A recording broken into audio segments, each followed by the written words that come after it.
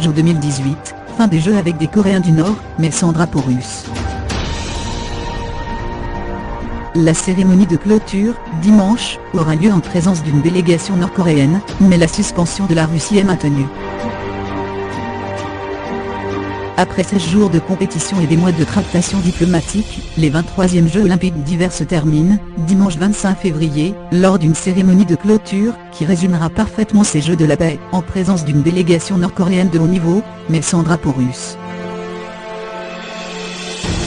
Le dernier suspense a été levé dimanche matin, avec le vote du CIO réuni en session. La suspension de la Russie est maintenue à l'issue de ces Jeux 2018, et le drapeau russe ne pourra donc être déployé au stade olympique.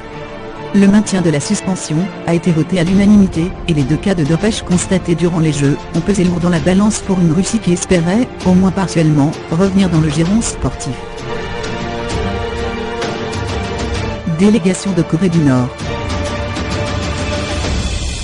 À partir de 20h, heure locale, midi, heure française, la traditionnelle cérémonie mettra un terme à Pyeongchang 2018 pour débuter l'Olympiade qui aboutira à Pékin 2022. Entre-temps, les Jeux olympiques resteront en Asie, puisque les Jeux d'été 2020 auront lieu à Tokyo. Un enchaînement de rendez-vous loin du continent originel des Jeux, avant son retour en Europe en 2024 à Paris. En soirée, dans les travées du stade olympique, les Jeux de la paix voulus par la Corée du Sud, pays hôte, trouveront un dernier écho. Après le défilé en commun des 2 Corées lors de la cérémonie d'ouverture, après la constitution d'une équipe féminine unifiée de Corée en hockey sur glace. Après aussi les présences remarquées de la sœur du leader nord-coréen Kim Jong-un en ouverture, et celle des Pomcomverse nord-coréennes tout au long de la quinzaine, ce sera au tour d'une délégation de 8 membres de Corée du Nord, conduite par le controversé général Kim Jong-chol, d'être présente au sud pour la cérémonie de clôture. Trêve ou dégel ? La présence de Kim Jong-chol, arrivé dimanche matin, divise le pays hôte, où ce général est considéré comme un criminel de guerre méritant la mort.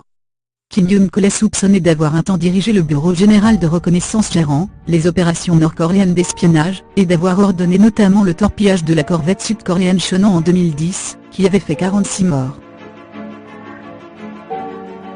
Non loin de cette délégation nord-coréenne, dans la tribune des personnalités du stade olympique, se tiendra Ivanka Trump, la fille aînée et conseillère du président des États-Unis Donald Trump, désignée pour représenter les USA.